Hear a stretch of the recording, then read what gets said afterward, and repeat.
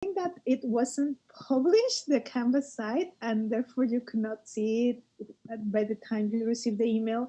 It was available this morning at least. So that's why, let's see, I wanted to talk a little bit about that, the syllabus. There it is.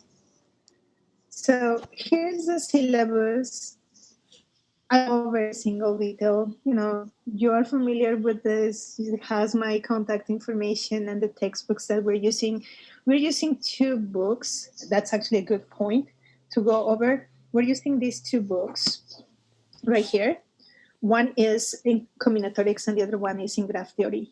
Now, both books are available in the bookstore, electronically available. So you can always access them at any time during the semester. And you are allowed to download, I think, up to 50 pages or something like that. It's a little bit different for each of the two books because it's a percentage. It's about 50, 60 pages uh, of each book. I think it's 50 for the combinatorics and 60 for the graph theory, something like that. You can download the PDF. So the one that we're going to use the most is the combinatorics one. So and it's the first one we're using. So if you are planning on getting one printed one, the printed version of one of them, get the combinatorics one, and later, if you can, get the graph theory one. If you don't want the printed versions, then as I said, they're available in the not the bookstore, the library. I don't know what I said. They're available in both places, but they're available in the library and they're free. And the only thing is that you will only be able to print 50 to 60 pages from each. Okay, so for the graph theory one, actually let me go 2 pages down. Um, these are the sections that we're covering. So as I said, we're essentially covering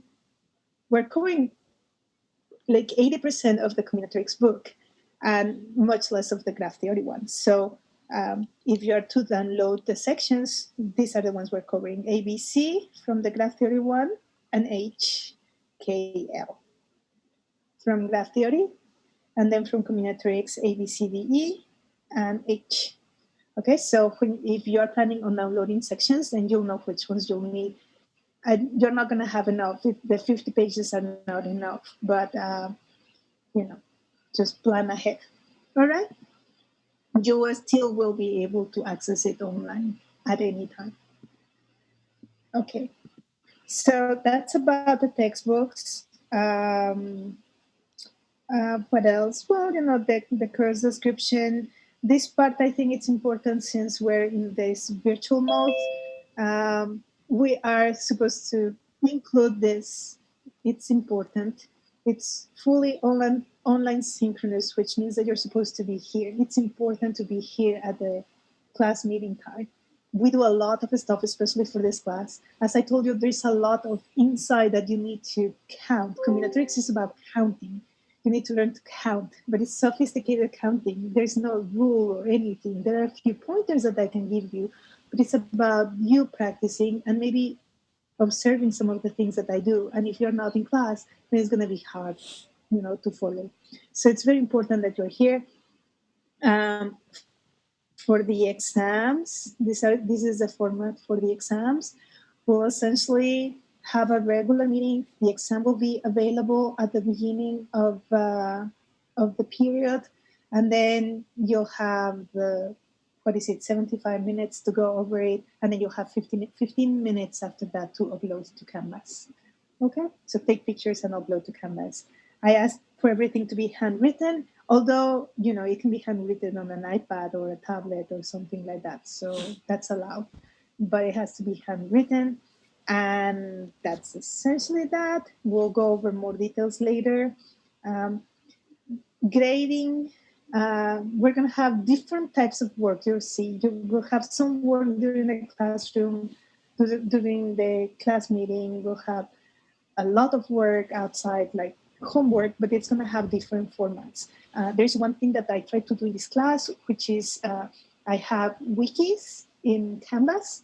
So it's like collaboration pages where instead of asking you to do all of your 30 problems, and then I correct the same one for everyone. And I know that many of you work with each other, and therefore I end up grading the same answer many times, or very similar answers that you previously discussed many times, and I have to mark the same error for many people, and things like that. I don't think it's very productive, especially in a class like this. So what I typically do is let's say that there are 30 problems that I need you to know. You're going to be responsible for one of them. There's 30 people in the class, there's 30 problems. Each of you is responsible for one of them, and you're going to type your solutions in that wiki, in that collaboration page in Canvas. We'll discuss all the details later. But so what I'll do is I'll correct each of your solutions. And once that wiki is finished, it's going to take a week or a couple of weeks to be finished. You'll have access to all the solutions. So the idea is not just that you are taking care of one problem and that's it. You're supposed to go over all 30, right? But you're going to have direct feedback on your solution for your problem that you will be able to keep correcting. So it's going to be like a back and forth. You have your original solution, and then I give you feedback. Sometimes it's perfect at the beginning. Sometimes I say, "Oh, wait a second, but this doesn't work. How would you do this? Or why don't you add that?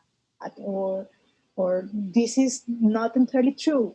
Think about this." I'll give you hints and feedback, and it will be a back and forth that happens in a duration of in some time. And maybe again, it depends what section and everything, but maybe a week or so that we're going back and forth, and then until it's finished. And so when those 30 problems are finished, everybody can go and check. So maybe you are in charge of problem 10, but you're trying all 30 problems, right? It's like your homework is the 30 problems. It's just that in terms of grading and feedback, I will grade one for each one of you. You're responsible for that. And then you can get the feedback and the full solutions from your classmates in that wiki, which will be corrected by me, and everything. You'll have full correct solutions for all the homework that way. But we all as a team will get to that point. Make sense? So that's one of the things that we do for homework. But there is also there are some questions that are just count this, count that. And of course, some of those require explanation. But what I do, those are kind of the easier questions. Many times what I do is have like a quiz in Canvas where you enter your answers without explanation most of the time, and that's a few points that you'll keep accumulating. And then if there are questions on those, we can also go over them in class in terms of how you got to that question, because when we get to the exams, you have to explain all your answers. Mhm. Either if it's a proof, of course there's explanation expected, but even if it's a counting problem where you just the final answer is just a numerical answer, you want to explain how you get to that point. Mhm. Okay. And so all of that classwork, homework, the wikis, all of that combined, it's 20% of the class. It's really what's preparing you for the exams. Unfortunately, with this virtual setting, our possibilities of I don't know, the classwork and the group activities and things that I usually do in my classes in person are very difficult to do. And so I typically assign a higher percentage to that work, not so much to the exams. But after 2 semesters of meeting virtually with the students, I got to the conclusion that I have to do something more similar to this, where that work is not worth as much. Okay. And then for the exams, we don't have a final exam. We only have midterms. Well, 3 exams. So I divided the course essentially in 3 parts. The first part is going to be all counting, all the basics of the foundations of counting. The second part is going to be a little bit more advanced counting, and all the basics of graph theory. That's when we're going to start using the second book. And the third part is going to be coloring. So I'm going to ask you to have your colors next to you. We're going to do coloring in combinatorics. So combinatorics problems that are related to coloring structures. And then we're going to also do coloring in graph theory. So that's the third part. And so for the exams, we're going to have two in the middle of the semester. The tentative due dates are right there, right here. March 2nd, it's in 5 weeks or so. And then April 13th, which is another 4.5 weeks after. And then the last one is just for the third part. So it's not cumulative, it's like a midterm, but that's going to be during our final exam time so that we don't lose a class. All right? But there is no final exam. Because that one requires coloring and drawing and things like that, then it's actually good. Even though it's supposed to be also like a 75-minute exam, I understand that the drawing and coloring and geometric part of it might require a little bit more attention, and therefore we're going to use the 2 hours. But, my expectation is that you can finish the exam in 75 minutes as a usual midterm.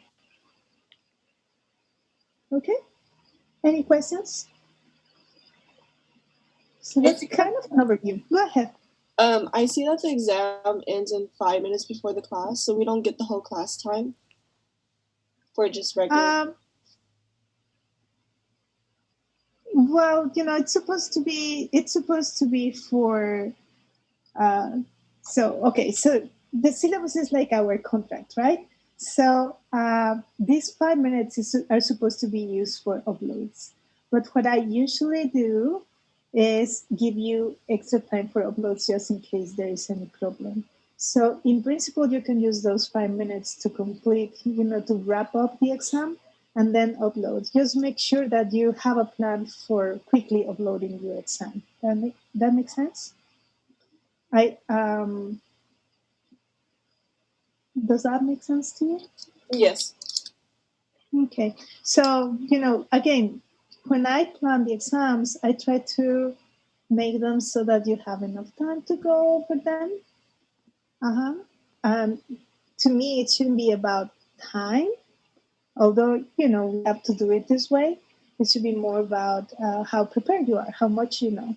Um, My idea is that if you actually go over all the problems that are assigned as homework, as part of these wikis, there's no way for me to know if you're actually going over the 30 problems, right? My compromise to you is that you will have solutions, correct solutions for everything. And rather than me writing the solutions, I know how to write them, I can do it. And in fact, it's much easier for me to just write the solutions and give them to you. But I think the process of starting from the beginning in the problem, especially the proofs, you doing it like yourself and me guiding your ideas, not mine, but your ideas and directing you towards a final solution or proof is very important. So, but I cannot do it for 30 problems for 30 people. So, but you can see the process for whichever problem you want because all of that is going to be in the wikis. And you should be, especially, what I would do as a student is, okay, here are the 30 problems. I'll try them all. I make sure that I know, if not all of them, I mark the ones that I have problems with. And then those are the ones that I review very carefully in the wiki. And then you can also see there in the wiki what mistakes were made, and not just the final product. Like maybe you'll see that something that you did that was wrong was also a try for whoever was in charge, and then you will understand why that try doesn't make sense or doesn't work. Okay, so there's a lot of work that needs to be done by you, but if you do that work, you should be ready for that exam. If you don't do that work and you just try to solve the problems, in 70 minutes, then you will be in trouble. hmm Okay, maybe not, but chances are that you will. Okay, so more policies. Just read the syllabus very carefully, and then I also in the third page I have like a tentative schedule. This is super tentative. Please know that in this class I have to be very aware and very careful of how students are learning, how what their interests are, how the level of the student, and your progress. I have to be very aware of your progress, and so many times I have to adjust. But in principle, this is the plan. So, but it's super tentative. So I try not to change the exams, even if I have to move some material from one exam to the other. But I try not to move the exams. That way, you can plan for those dates. Uh, but the topics themselves are very tentative. The schedule is very tentative. All right? We'll see how it goes. I'd rather you understand very well some concepts than covering a lot, and then you don't get anything from the class, or you get very little from the class.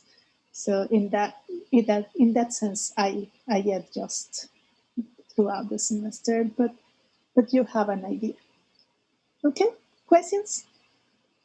Just double checking, the third exam is going to be covering only those sections after exam 2. Okay. Just Yeah. Yeah, and even though it's not cumulative, we'll see that, for example, a lot of the stuff that we see in graph theory between exams 1 and 2 requires some counting, which you learn in the first part of the semester, right? So, I won't ask you specific questions about sections A through D in the first part right here, but chances are that some of the things that you learn here, you are going to use them, right? And same applies for exam 3. All the questions in exam 3 are related to these topics, but chances are that as you are solving these, you're going to need to count something which you learned here or graph something which you learned there, right? So, but it's not cumulative. So, and I usually have like some kind of brief review. It's not so much a review as you know expectations for the exams. So the meeting before the exam, I will say, I'm kind of having about this number of questions, and we should focus on partitions, let's say, or the hard problems some partitions. So I will review this and that, and I'll give you some guidelines so that to take a little bit of anxiety of the exam, but also so that you can focus on the things that I consider are important. Yeah. thanks. Mhm. Okay. So the book looks like this. And in fact, I usually don't have like the copy or the PDF of the book with me during class. But today I wanted to show you how you can use what, the type of notes that you will usually see from our meetings and the book. And it's very important that you go over the book. It's actually, the book is very tiny uh, compared to other books. This is the book. So, this is the main book. This is the communicative book. The graph theory book looks very similar. It's a little bit bigger, but we're covering less from it. Uh-huh. And so the format is, it doesn't have a lot of theory. It has a lot of problems. Okay? So, studying for this class is solving problems, essentially. You can see here that there's a little bit, I'll come back to this, but, there's a little bit of an explanation here. 2 examples, 2 definitions almost, right? And then a little bit more of an explanation of an example, and then 2 problems. These are exercises. Yeah? And then a little bit more explanation here, maybe a definition, maybe here they're actually talking about a problem. We'll go over this. I'll come back to this. And then exercises. You see, this kind of a mixture of you have a definition, you maybe have an example, and then 3 or 4 problems. Definition, example, 3 or 4 problems. Or, theorem, problems. uh-huh. So especially at the beginning, there aren't many theorems or anything like that. It's mostly definitions, examples, and problems. You see, all of these are problems. And then a little bit of what's probability, what's, a little bit of an example, problems. Definition, example, problems. Then the summary, you see how little material it seems we're covering. And then problems. So these are the problems, not all of them. I'll be specific when we get to it, that will be included as part of the wikis. Some of them, and some of them will be part of the pieces that I told you. Like the first few problems are typically very, more straightforward, and then towards the end there are more proofs or more complicated problems. Like this one takes a long time. It's the last one. Uh-huh. So those are the ones that will be in the wikis. So we'll get to that. And that's it. That's it for section 8. That up to there. So this is page 11. We started in page 3. So it's 9 pages. And there isn't a lot of theory, but there are many, many problems. So I usually don't have this. I kind of have a summary of the concepts, definitions that you need to know. I give you examples, and then we go over problems. All right? So, for instance, questions before I get started? Professor? Yeah? Would it be possible if you upload those online textbooks on Canvas, or do we need to find? Would it be available on Google?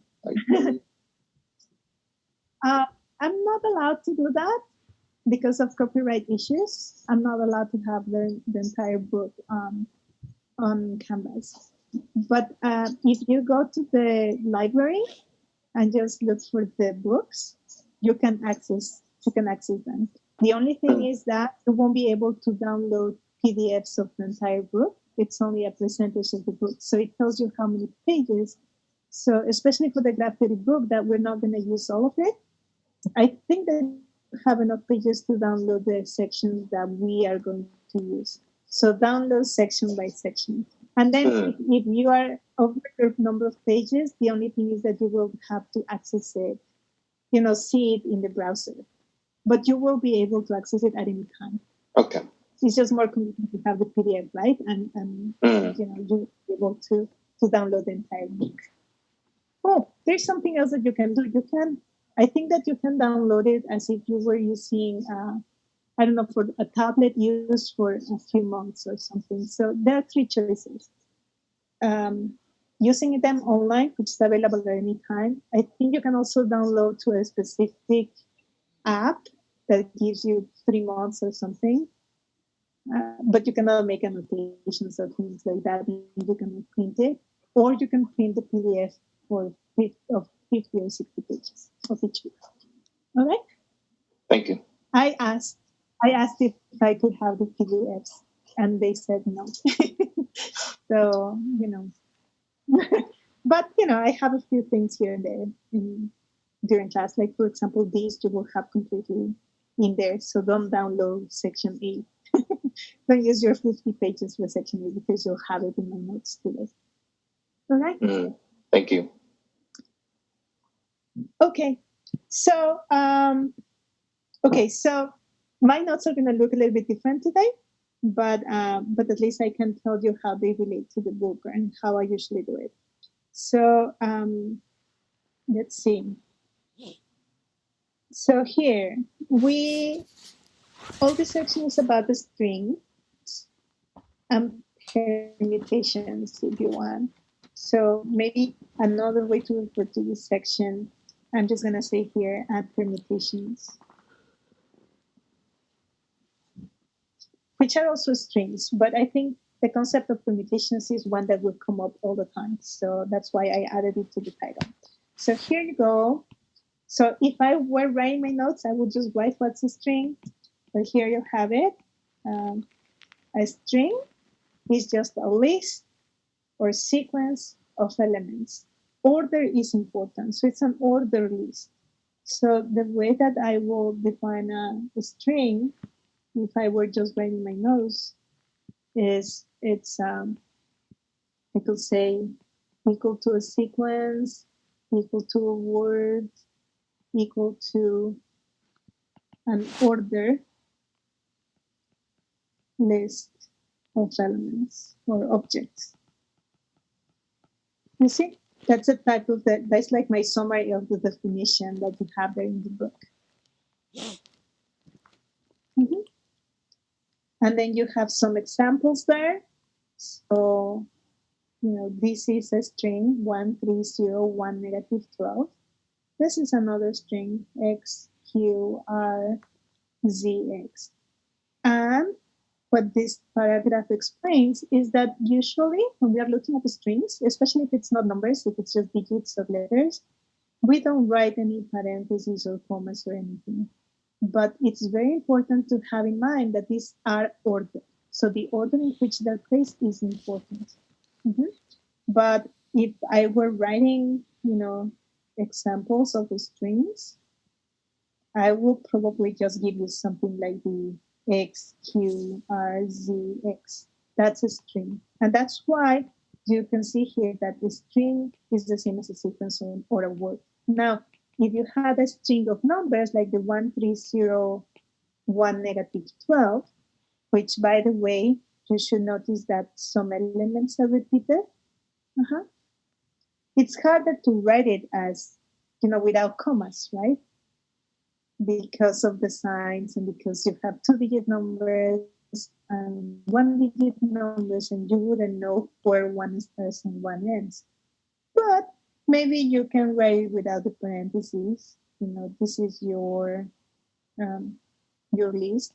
Or another thing that I typically do, and this doesn't appear like this in the book, is that I have, if you have a string of length, which is the number of elements, 1, 2, 3, 4, 5, of length 5, then I kind of mark the spots, and then I see what can go in each of the spots. So that's kind of the way that you see I start counting how many possibilities I have a string. But you'll see that more clearly when we get to more examples. And remember, combinatorics is counting. So even though we're defining strings, we want to count strings. So another thing that we're gonna use is bits. For many of the problems, we're gonna use bits.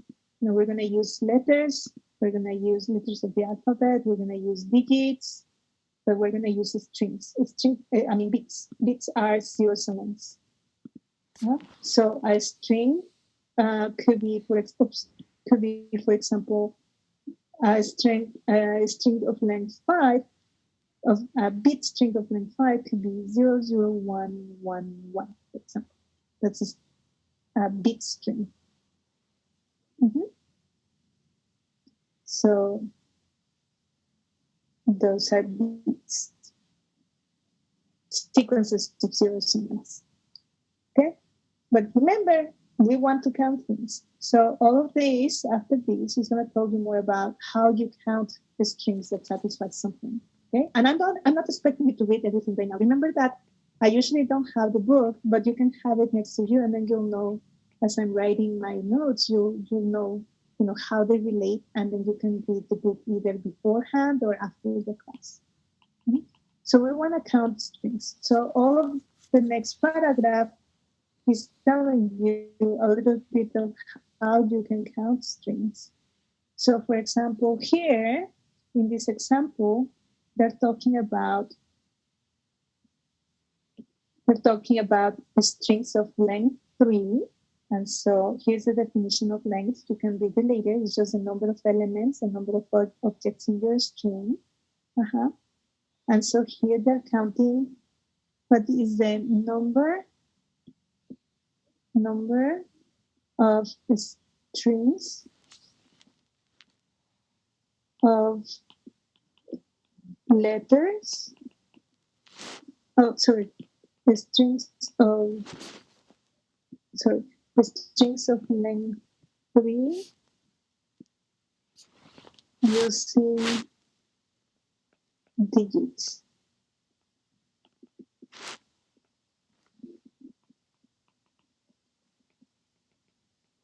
Right? So examples of those strings are, 037 or 977 or 213 or, any of those. Think about them as strings. So, as we said before, in principle, you were supposed to write 1 parentheses 0,3,7 as a string. But because these are strings of digits, you can think about them as words or as numbers, and that's how they look like, right? And so we want to count. It's the number of strings of length 3 using digits, any digits. So how can you count that? And all this paragraph is talking about that. They say that these are in one-to-one correspondence to the integers,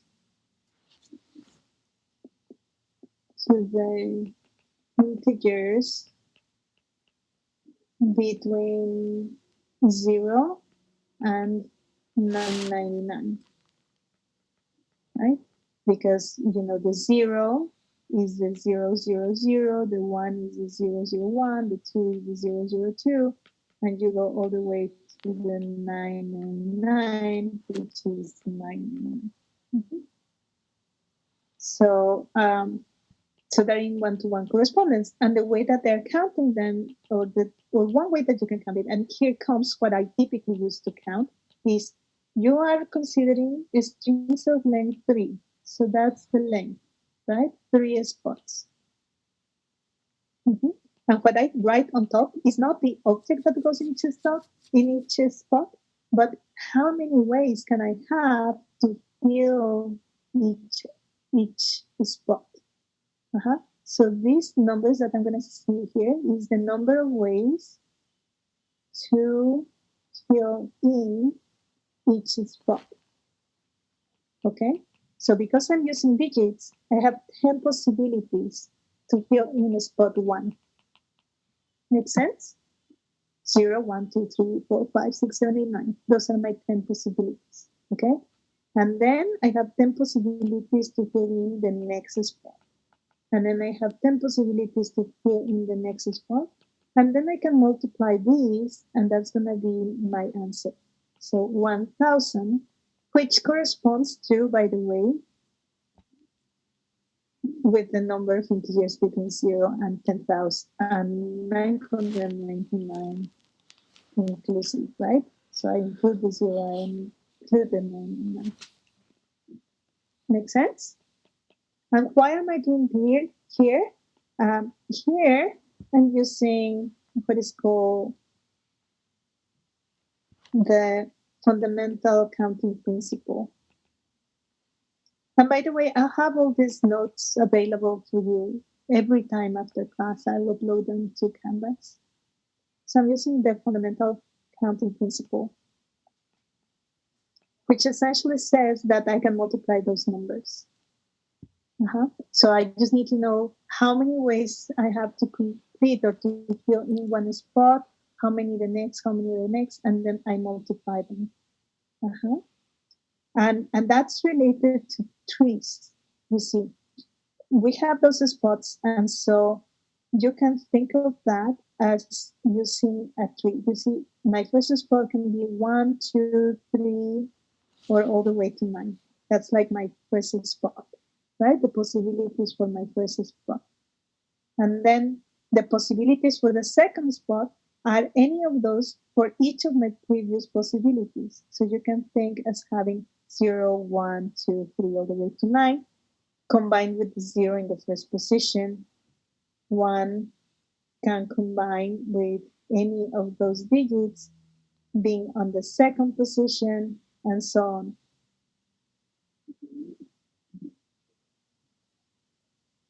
Right? And then same for the next position. For this 0, I have all those possibilities, 0, 1, all the way to 9. And then for the 1, the same. And then for the 9, the same. And so on, right? So that's like my third possibility, my third spot. And so let me just add here 0, 1, 2, 3, and so on. Just because I wanted to show you that if you were to take any branch of the tree, for example, this one. So this is basically the same principle of that branch. trying to find like in the probability course, counting with replacement, you'd be basically doing the same thing. Yes. Oh, Yes. okay. So you've something with replacement or without replacement. That's where we're going. Perfect. So this is like each branch. In this case. So each branch corresponds to a string.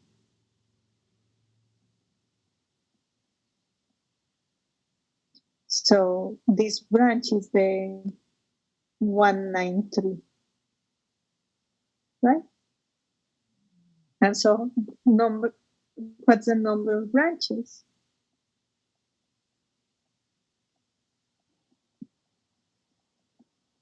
The number of branches is whatever number of possibilities we have for each spot, which is the 1,000 that we had before. Mm-hmm.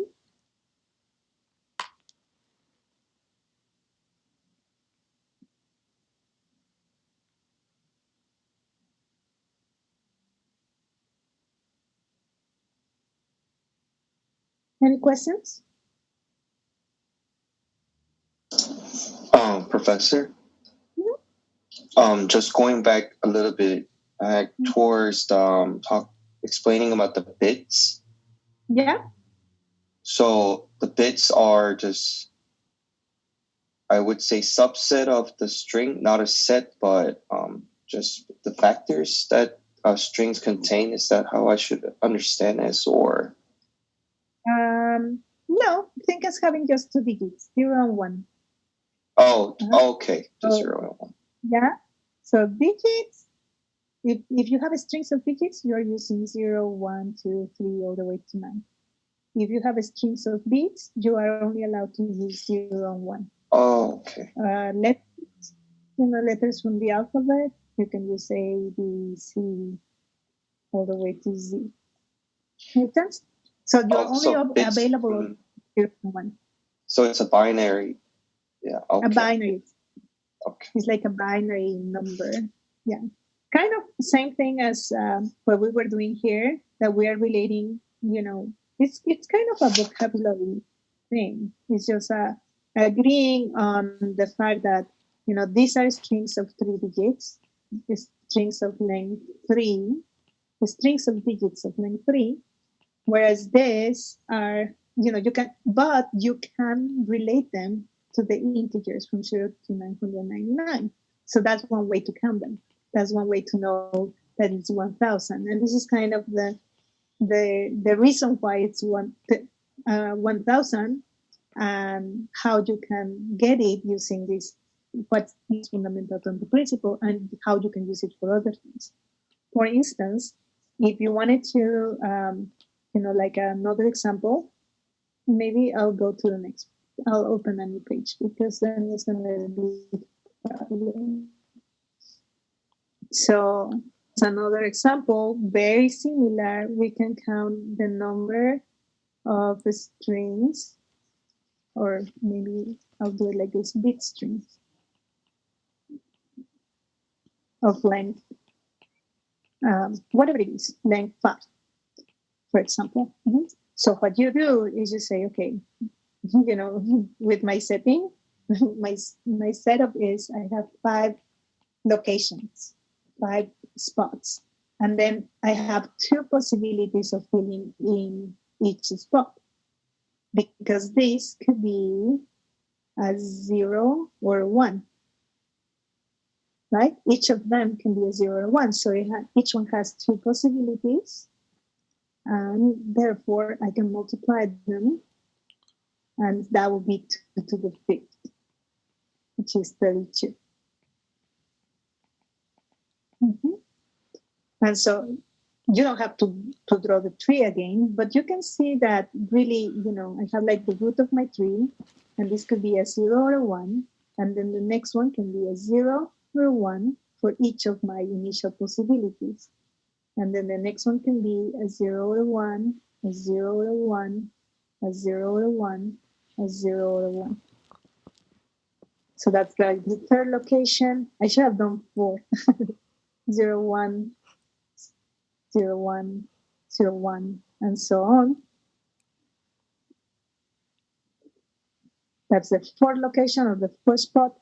And then I have another one, 0, 1, 0, 1, 0, 1, 0, 1. You see?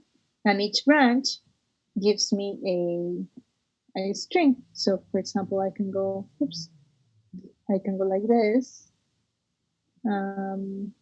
Maybe like this. And so that will give me the 1, 1, 1, 0, 0. Make sense? Oh, I have a And so question. what we're counting, yes. So is it infinity, or when does it stop? Like the branches? Like, how do you know how many branches to write out if you never write it? Well, because we said length 5, right? Yeah. So it could this be is 5 like branches. spot 1, spot 2, and this is the spot 5, right? Oh, okay. So you write 5 of them. Okay. Yeah.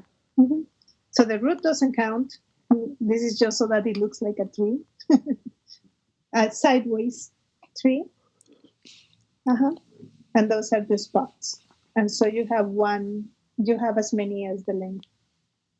And so, these twos are counting, but this is not what we're counting. What we're counting are the strings. The next one right here, maybe I'll do it with a different color. The next one right here, if I follow this, but then I go the bottom part in that at the very end, then that's going to give me the string 11101. And so this is what I'm counting. If I were to write the bit string for each of the branches, I'm going to have 32 of them. Yeah, I only wrote 2 out of the 32. That's what I'm counting. But this is my counting, and these are the objects that I'm counting. All right?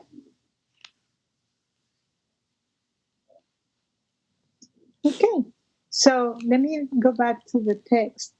And so you can see that you already have some problems here. Exercises 1, 2, and 3. I kind of was talking about something similar to 1 and 2 and the explanation right before, the example right before. But I want to go over this one over here, which you can read later. I know that this is pretty small. But the idea for this one is, what if I cannot repeat things? And this goes to the with replacement or with no replacement if you took probability. Here you are, let's see. So next we look at some variations of this standard problem. Suppose we want to count 3-letter words that use letters from the usual alphabet, but with the condition that no letter can occur more than once. So you don't allow repetitions. Okay, so let me go to the next page to add that problem here as an example. So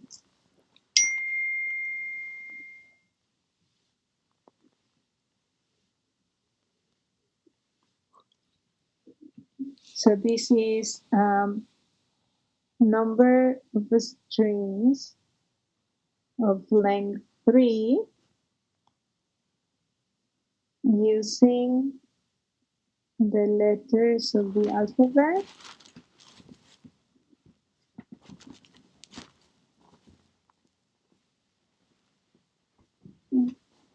with the condition or where each letter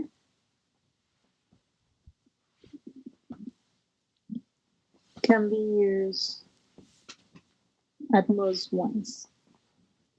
So no repetitions.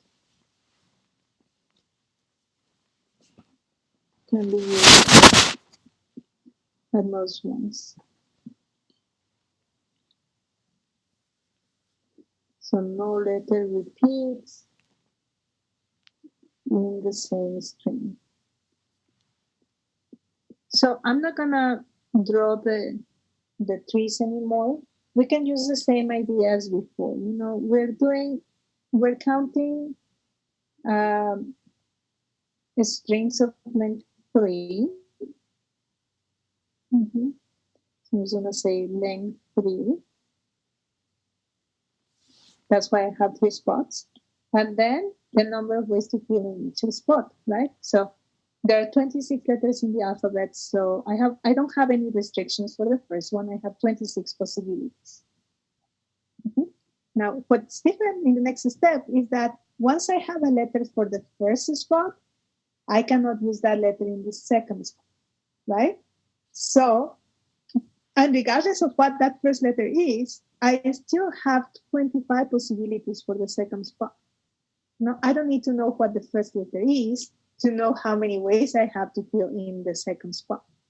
Make sense? So if it's an A, then I can only use B through Z, which is 25. If it's a B, I can use A, C, D, E, all the way to Z, which is 25. So I don't need to know. And that's the main idea here. I don't need to know what was used as my first letter. I still have 25. And for the last position, I'm going to have now 24 possibilities because I can use any letter in the alphabet except the first 2 that I already used, whatever they are. Mm-hmm. So that will be my answer. And I can even like that. In fact, I prefer if you have answers that say 26 times 25 times 24 instead of the actual computation like that, because this shows how you're thinking about the problem. Mm-hmm. Okay. So let me go back to the text since we're using it today to guide you to, how you can use the text, right? So you're going to see here that you have, let's see if I can highlight this. What you have throughout the chapter, throughout the book, in fact, you have what is called standard problems. Standard problem 1, standard problem 2. This is as close as having a theorem that you can use for other, to solve problems. Mm-hmm. When you take your other classes, you usually have theorems to resolve that you can use to solve your exercises. These standard problems are like the ones that you can use almost as theorems. This first one is related to, let me zoom in. That first one, is related to the first example. This example where you allow repetitions, having the same digit 3 times is okay. Having 001 is okay. So you allow repetitions. So that's like the standard problem 1. It's the question is find the number of speakers of a given length that use elements from a given set. So the set can be digits, letters, beats, or something else. It could be states, the states of the U.S. states. You have 50 possibilities. It could be anything you want. It could be, I don't know, books from a certain collection. These are just any objects. And the length is the number of the spots. So it says here, and maybe, I'll summarize it later, but you can see that here you have the answer to that problem. Is n to the k, where k is the length of the string and n is the number of elements available. So that's like a standard problem 1. And then you have, I'll summarize it, but so that when I do it in the next sessions, that in our next meetings, you'll know what I'm doing. So that's a standard problem number 1. And a standard number problem 2 is essentially the same, but it says, let me move this up. But it says, find the number of strings, given length, that use elements from a given set. So far it's the same if no element appears more than once in the string. So that goes like with the one we did, the last example we did with the letters, that you cannot repeat letters. And then if you go to the next page, you have the answer to that problem, that general problem. And those two will allow you to solve many different exercises. And even more than that, the combination of those two, so here's the next page. And this is, and we'll do it in just a second. This is the answer to that problem. That's the answer to that problem, where k is the length and n is the number of elements available. Okay, so when I don't have the book next to me, or I don't have to show it, in my summary of this section that I give to you, I will say, standard problem number 1.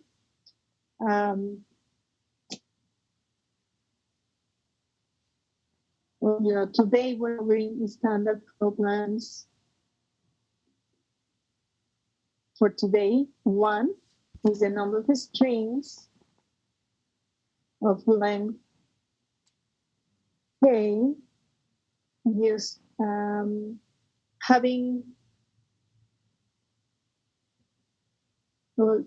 using elements of an n element set. So the important parameters here are the k and the n, and I just tell you what that is, n to the k. And as an explanation, I have this is the length, k spots, and each one has n possibilities. So now it looks like the examples that we saw. And so this is n to the k.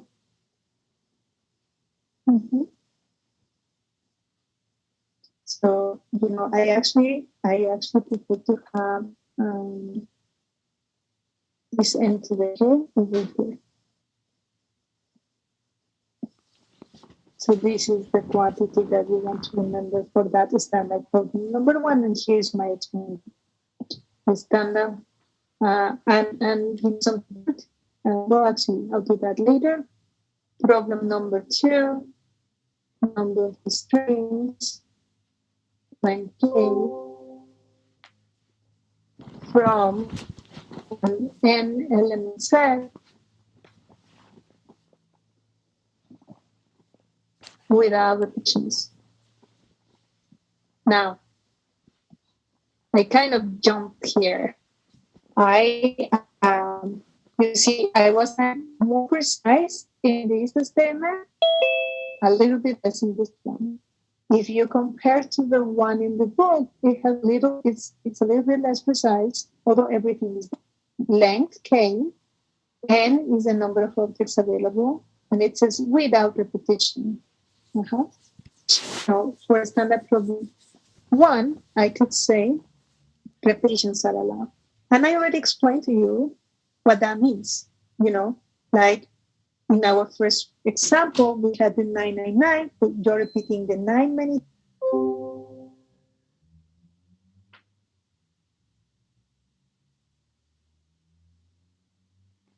She got locked out.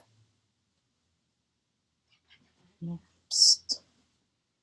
Her videos seem to be kept cutting out and stuff, so it's natural for lost connection. The audio really choppy too.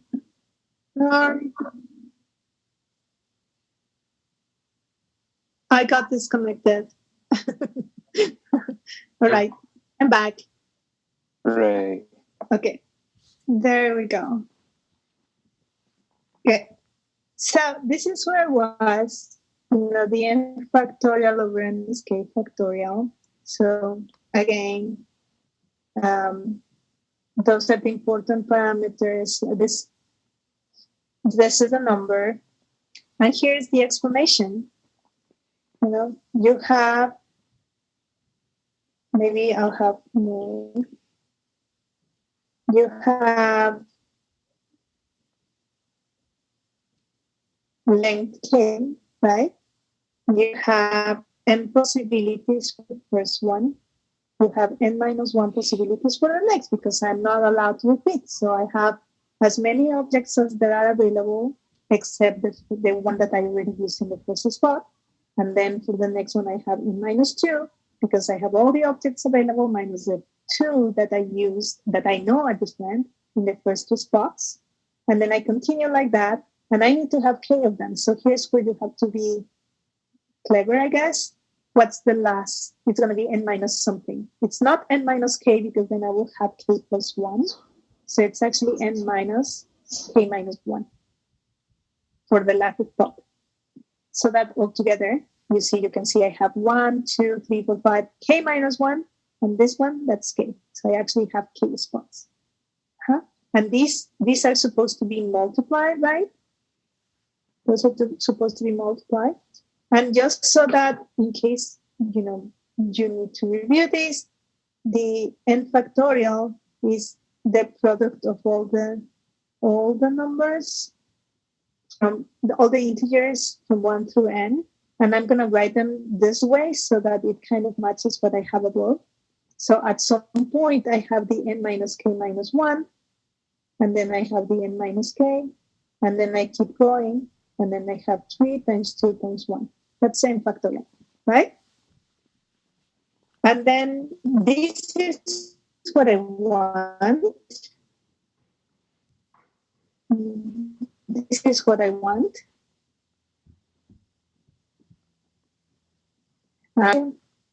Because it's a product of 1 times 2 times 3 all the way to n minus k, right?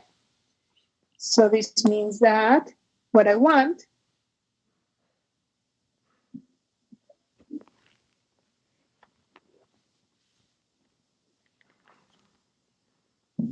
is just n factorial over the n minus k factorial. I divide by n minus k factorial on both sides. So that's this quantity here. Make sense? Yes.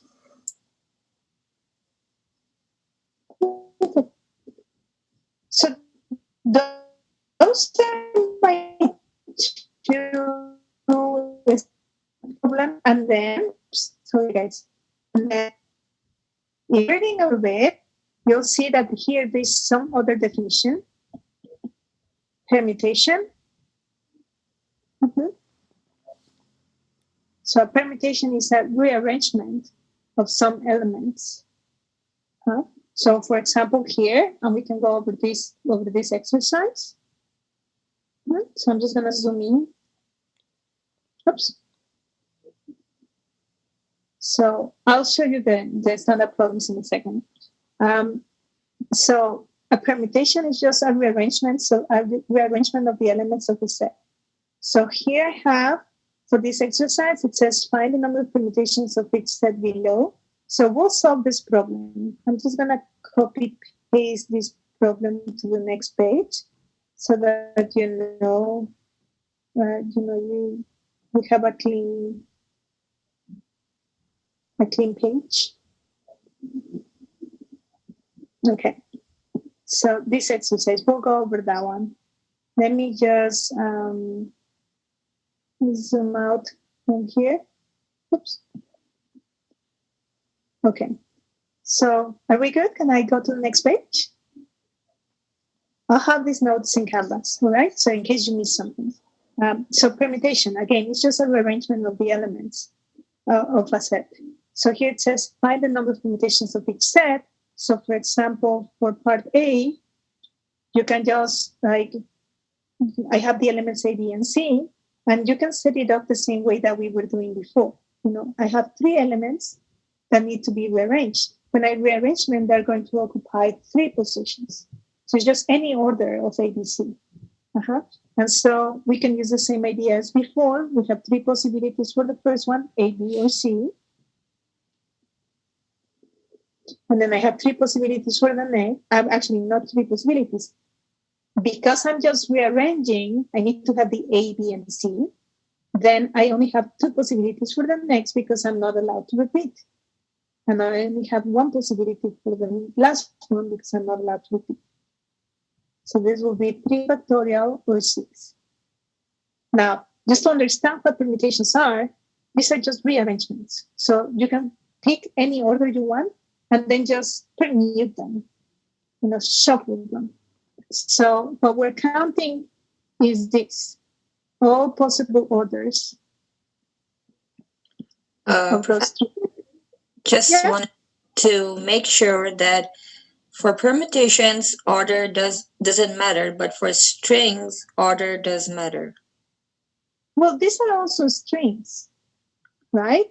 These are also strings with the condition, so these are special types of strings.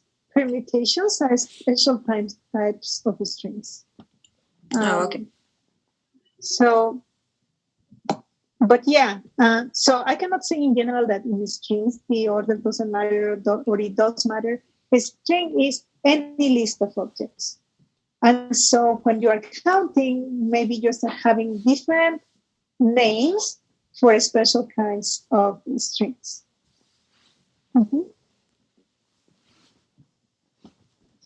Because, let me tell you why I don't want to say that the permutations you're not allowed to repeat. You can also ask for permutations where there's an element that appears twice. It's just a rearrangement of some objects. So think about permutations as rearrangements.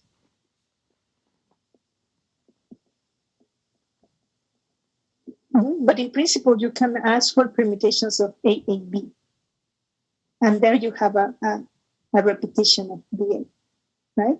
So you are given a list or you're given a set or even a multi-set, and then you count all the different orders in which you can place those elements. And in principle, you could have repetitions. Okay. Right? Thank you. And so just for part B and for part C, let me just say here, O, A, B, or C, but whatever is the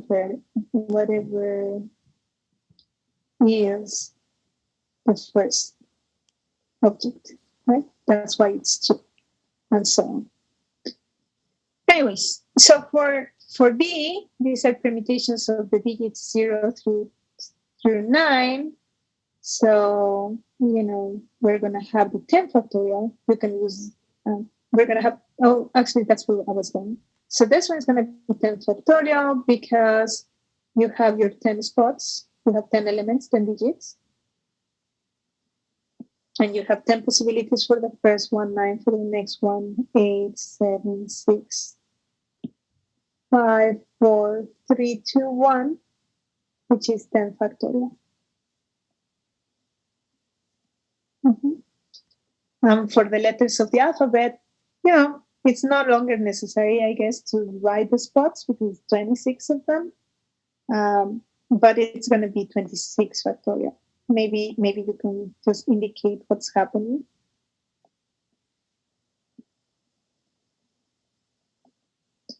And you're going to have that 26 factorial.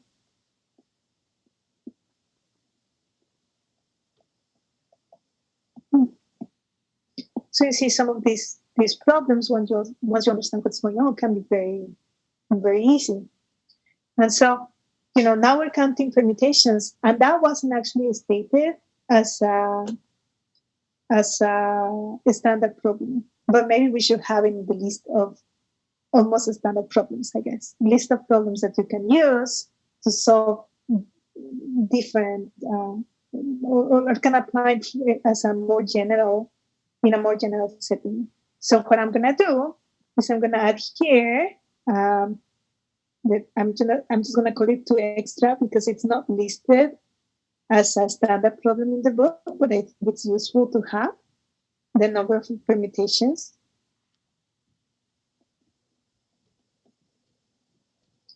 Of a set of n, and I'm going to add here different elements just because,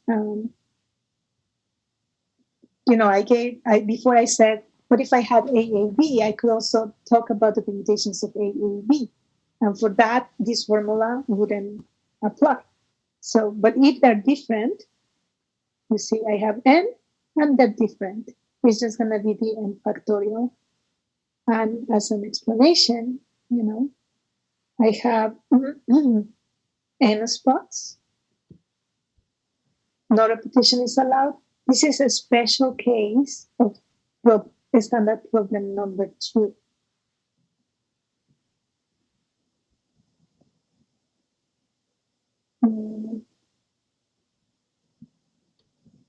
So I'm just going to say that this is a special case. It really fits into a standard problem number 2. It's just a special case when k equals n in a special problem 2, a standard problem 2. Maybe I'll say here.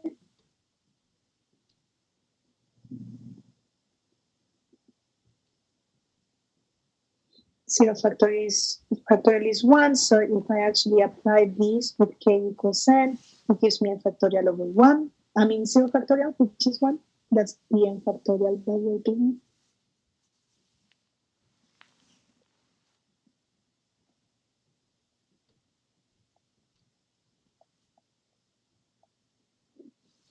I'm kind of using that the n equals k in the previous problem.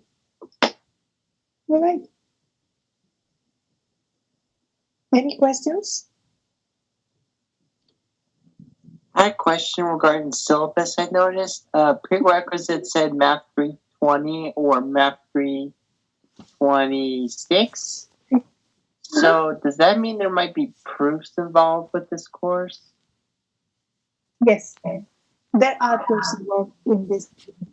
But because it's a core requisite, I don't assume that you've taken 320 or 326. I assume that maybe you are taking 320 or 326. Oh, so I did take Math 320 and I already took probability course. And I guess I already passed both. Well, probability was with a B and Math 320 with an A. So hopefully I could do okay in this course. I get a little nervous around proofs. Proofs, that's okay, because the kind of many types of proofs that we're gonna see are of a different kind. We'll see. We're gonna talk about combinatorial proofs, which are kind of different from the ones that you've seen. But we'll go over them. And again, I'm not assuming that you are already an expert in proofs or anything, as it is a co-requisite, not a prerequisite. Okay? Okay. So I'm going to have to stop soon because we have only like 1 minute left. I'm going to ask you something, though. This is extra credit. Before I go into that. So please keep reading the section. As you can see, we're almost done with the section, but we have tons of problems to solve. We're going to talk a little bit about probability next time. As a reminder, it's just basic, the very basic definition of probability. And then we're going to talk about derangements, which is a special type of permutation. So that's the only 2 things that we're missing for this section. So Next time, we're going to spend maybe 10, 15 minutes on those two things, the definitions, and then we'll go over many of the exercises. Your task is going to be for next time, take a look at the last 10 problems. So from problem 38 to problem to 47. So from there on, look at the problems. Some of them have probability, which we haven't talked about, but maybe you already know because it's basic probability.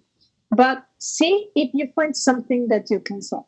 So these problems are worth more points in terms of they're going to be in the wiki. And then some of the previous ones, so above, actually from 23 to 37, because where is that thing? I'm thinking about the problems from here, 24 to 37. Try to solve these ones. You should be able to solve a few of these with what we saw today, which are going to be part of homework / quiz for the weekend.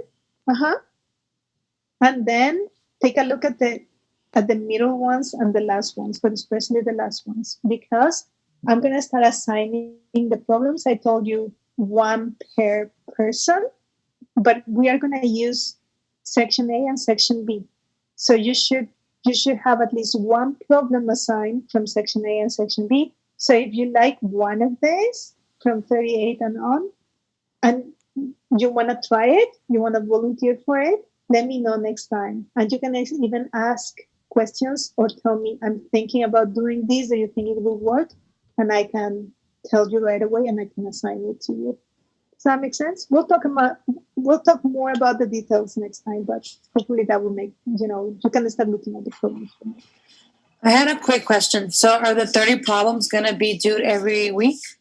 No. This is going to be 30 problems for the first 2 weeks, and they're not going to be due exactly at the end of the 2 weeks. We're going to have one more week for corrections and everything. So think about your first problem, and those first 30 problems are for the first 2.5 to 3 weeks.